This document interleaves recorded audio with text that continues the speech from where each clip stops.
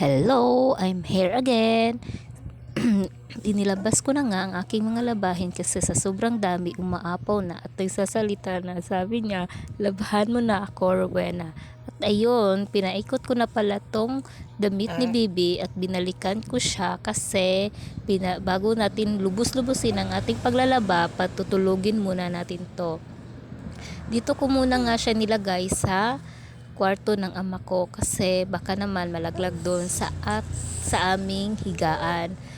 Nanghilam muna nga ako ng washing machine dito sa aking kapatid kasi wala naman akong washing machine, di ko kayang maglaba ng kamayan.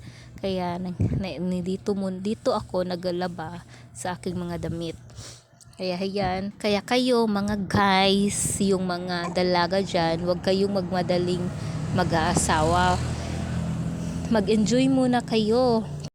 Kasi kapag gusto nyong gumagala at mag-aliw-aliw, hindi nyo yan magagawa kapag may anak na kayo na maliliit na kagaya nito ng akin. Kasi dapat unahin natin ang ating mga anak.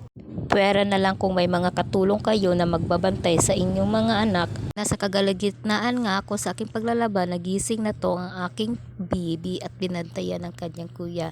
Nagsisigaw nga ang kuya niya kasi malapit na daw malaglag. Kaya pinuntahan ko at tinayos ko muna.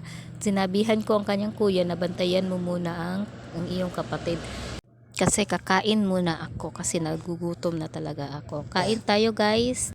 Hindi pala makakumpleto ang pagkain ko kapag walang kape. Kaya tagakain ko talaga guys, may kape talaga. Agahan, tanghalian at saka hapunan. Added kasi ako sa kape guys eh. Ang sarap kasi, parang nabubusog talaga ako kapag may kape. Kaya pagkatapos kong kumain, binalikan ko agad tong labahin ko.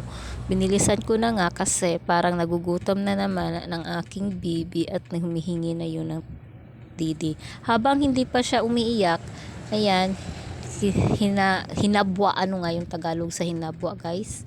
Tinanggal ko muna sa washing machine yung mga damit at binanlawan ko para ma-dryer na at isampay ko na.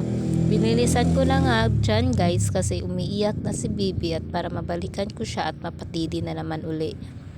Kasi kapag hindi yun mapadidi, iyak yun ng iyak. Ito lang talaga ang disadvantage kapag breastfeeding ka. Kapag umiiyak ang baby mo, iiwanan mo talaga ang iyong mga gawain para mapuntahan mo siya at mapadidi mo at mapatulog mo uli. Kasi kapag nasa battle din, advantage din sa battle, kapag may ginagawa ka, bigyan mo lang ng battle na may gatas, ayun, matutulog na yan. Pero kapag breastfeeding kasi, hindi ko naman ina-advertise na huwag kayong magpa-breastfeeding ha. Disadvantage lang ito kasi. Sa experience ko kasi, parang mahirap kapag marami kang gawain, lalo nang wala kang katulong sa bahay. Yun lang.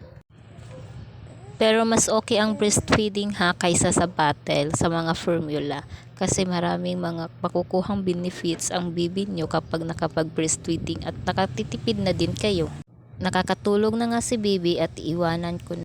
At binalikan ko tong mga labahin ko at hinanger ko na para naman matutuyo na lang siya sa hangin kasi hapon na kasi yan guys, sa mga 5 PM na yan guys.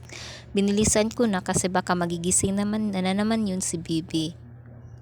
Ayan na nga, nagising na nga. Buti na lang nandito yung pamangkin ko. Sinamahan muna niya si Bibi para hindi iyak ng iyak.